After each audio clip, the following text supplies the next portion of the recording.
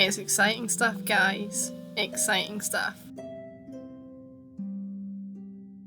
Hey ho, I'm Rachel and this is Missy from Miss Daisy Sewing, and today we're going to talk about camping. So my husband works for an outdoor supply shop and we've ended up with 3 tents with 3 different purposes, if that makes sense. What we want to do in this video is make some homey bits, I suppose, for in the tent. We want to do some slippers. I want to make a little crate cozy for Missy's crate, and also there's just not enough pockets in a tent, right? So we've got like a tub we use for storing bits in, so I want to make like a little cover with pockets. And then lastly, we also want to make a flag to sort of put on the outside of the tent. When we were at Pagans and Witches, although it was easy enough to find our tent, it would have been nice to have had something to just mark out a bit more obviously that it was our tent. So we're going to have a wee chat about heraldry and stuff later in this video, but for now I think we're going to get a start on those slippers. So I'll see you in a minute. So I found this lovely pattern by Heather Handmade and I've printed out the PDFs. Now this only goes up to a lady's 10 and my husband is a men's, obviously, 11. So I am going to size up one of them a little bit for him, but I don't think it should be too difficult on that. So yeah, the instructions given on the video are very good. So I'm not going to go too much into a tutorial on this. I'll just pop the link in the description. And yeah, here we go. We're starting this project strong with everyone's favourite part of a PDF pattern, which is taping everything together before cutting it. And I haven't filmed it, but for my husband's set, I did use one of his insoles to scale the pattern up to the right size. Part of me was tempted to call this video scrap busting and justifying my need to hoard everything, but that felt a little dramatic. However, this project was a great stash buster for these odds and ends of fleece that I had lying around from other projects. These were really fun and quick and easy to assemble. I would call them that sort of palette cleanse project where you just need to make something and finish it in a day.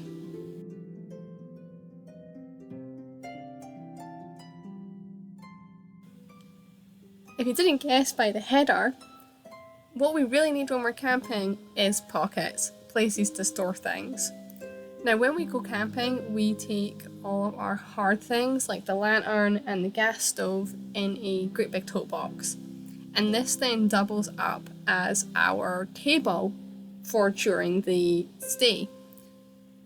And it was actually my husband's idea to make like a cozy similar to what I've done for my sewing machine that would go over the tote box and we could put pockets around the edges, and this would provide us with space for storing like my sewing projects and just keeping our phones off the floor, things like that, but then also keeping the top of our table clear because otherwise everyone just ended up on top of that and then we had nowhere to eat.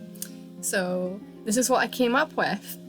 As you can see, I measured it up to start with, and then further on I'm trying to mark out roughly how I want my pockets to look. You know how I mentioned that this was the project that justified my hoarding? Well, these bits of webbing here are actually off of tote bags that I upcycled. I basically covered them up in a nice fabric and turned them into like Christmas bags one year, and I just kept a hold of them, literally for years. So it was really nice to have a project where I could finally use them, and it just justified having held on to them for so long. As you can see, I'm just trimming everything to length at the moment. Hi! Hi! So, I've cut out the pieces. We've got the sort of the top, and then that's going to be one side, and then the 2 short sides. On the short sides, I want one big pocket, which I've cut, and then on the longer sides, we're going to have sort of 2 rows, almost, of pockets. And the idea is going to be, it's going to be sort of one long one that way, but I'm going to sew sort of dividers to turn it into sort of 3 little pockets each row. So I'll have 6, 12, and then the two sides here, so that's 14 pockets altogether of varying sizes, so that should be good. And now that's the edging, which is going to go on the sides and the pockets to hold it all together and control some of the stretch. The sewing was fairly simple. I stitched down the webbing on one side and then came back on the other just to make sure I got everything properly caught and that it would lie flat. For the assembly of the pockets, I did the top edges of all the pieces first, and then where the pieces would overlie one another, I stitched the webbing on both layers at the same time, starting on all of the horizontal before doing the vertical edges. And that's both the side panels done, so we've got our pocket. And this is one big pocket, because the plan is that it'll fit in like a sewing project or just something generally quite big. So that's both the sides. And then now onto the long side, so get onto that. The assembly process for the long edges was pretty much the same. You can see here that I'm putting in a middle support strut and pinning that in place just to try and combat the warping that I was starting to see. Once I was happy with all of the pieces and how it was looking together, it was time to join each section. Now for this I used a really wide zigzag stitch and just pushed the two edges of the webbing together and stitched across the two pieces. This would allow it to sort of fold nicely and give me that sort of hard edge when it was draped on the box, but it would also be sturdy and not very bulky. Here I've got all the edges attached to the top, and then I repeated that same process down on the sides. Please excuse how messy the loft is, but I did a quick fit check and I was pleased with how it came out. So the next part of the video is going to be on the flag. When we were at Pagans and Witches, loads of folk had flags. It was all pirate flags, pride flags, that kind of good stuff. And we thought it would be really fun to do our own spin on that. Now when it comes to heraldry or coats of arms, my husband's family doesn't actually have one, whereas my family does. My dad's family is originally from Ireland, came over for the potato famine, that kind of thing. And unfortunately, one of the main parts of the heraldry has been sort of appropriated into the Troubles. Let's just leave it at that. If you know, you know. If you don't worry about it. So I have a slight disconnect to the family coat of arms on that side, just because I don't associate it with great things. Back when Game of Thrones was a massive thing on TV, read the books, never watched the show.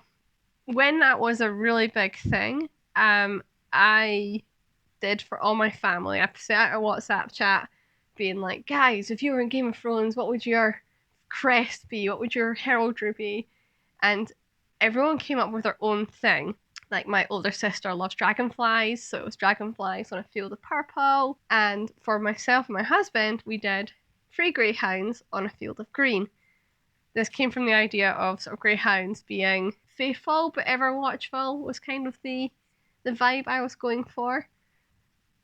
So the plan is I've got some of the green here, which will be the base of our flag.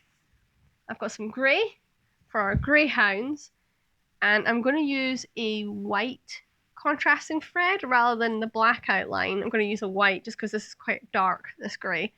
So I'm going to use a white outline and thread. And we're going to do sort of 3 applique greyhounds on the fabric. But what I'm going to do is, this design was just sort of a medievalish inspired. So I'm going to look at some actual medieval greyhounds in some tapestries and stuff. And we're going to just slightly rework the design, scale it up to the right size, and then get the fabric cut out. To maximise the size of the greyhounds, I just taped together a bunch of pages of paper and then re-sketched out my design, just taking the time to finalise how I wanted it to look. After that I then trimmed it out and got ready to move on to the grey fabric. I used my chalks to trace around that piece of paper onto the grey fabric, and it's actually a slight wool, so it didn't fray, which was really nice for this part of the project. I'm sceptical, but apparently you can do applique with press stick, so let's give this a go. I'm not gonna lie, this felt wrong on so many levels. I'm not accustomed to gluing fabric. To copy over the markings, I trimmed the template again with all of those swirls, and then just used the biro and drew them onto the grey. So the glue's held pretty well, like it's not going anywhere. If I was to pick and pull, that would come off, but it's just to sort of tack it in place. Like I said, that's not going anywhere. So it means I can start getting a start on the sewing on the outlines in the white. Now for the clever part. What I did was used a really short length of stitch, so about 1 millimeter, and paired that with a really wide zigzag stitch in order to get these really broad white lines that would also sort of hold down that edging. So I've just done the head, which it really pops actually. I'm really pleased with the choice for the white. The Pritt stick has already started to fail, so I might have to pin down the paws and things. It's holding the bulk of it, but yeah, it's not really holding the sort of fine edges now that I'm moving it around a lot. But yeah, quite a big learning curve already, so sort of widened the stitches and shortened the stitches, so like it's just a bit too open here, so I shortened it and widened it, and I'm much happier with how these lines here are turning out. So it's all a learning curve. This is the first time I've tried sort of anything like this on this kind of scale. They're not perfect. There is some little dimples in the grey, but that's partly because it was a stretch fabric, which I didn't realise when I started working with it. And also just getting used to how to do this technique. I think next time, either more Pritt stick or maybe a different glue. It kind of worked, but it didn't fully work. So it kind of did fight me at some points. I did get each greyhound down to about 20 minutes stitching time. So that's really good. Like, it was much faster than I anticipated it to be. And overall, I just love how they've come out. I think the white was the right choice. They really pop on this green here. So the next part of our project is going to be a cozy for Missy's crate. But what I'll do is I'll pop the crate up and speak to you about that then.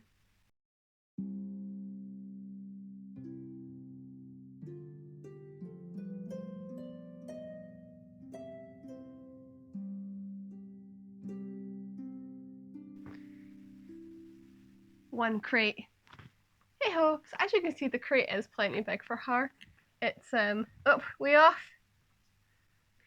So yeah, the crate is really just used for when we're traveling places, such as on boats where dogs need to be kept in a crate, like when we went to Ireland, and as her little bedroom for when we're camping. My one concern has kind of been the fact that it's so ventilated, it's mesh on all of the sides.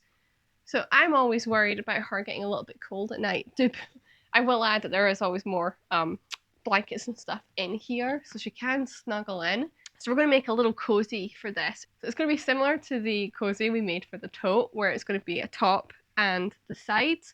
However, the front side I'm not going to stitch. I'm going to leave that so I'm able to lift up so that she can come in and out, and then we can just pop it down during the night if we think she needs that extra warmth. For the fabric, I'm just going to use an old curtain. It's a kind of mustard. It's going to give us a bit of a pop of colour, because always want more colour. And we're also going to use these bandanas. So, not sponsored, I promise. I used to do group walks with Dog Friendly, and everyone would get this little gift bag, and it would be a little tote bag with the bandana and some dog biscuit. Everybody who came more than once would give me back the bandanas. If people had like 2 dogs, I'd try and fob the bandanas back. I would say, oh, I don't need more bandanas. I'd get sent more bandanas when I was restocking for these group walks.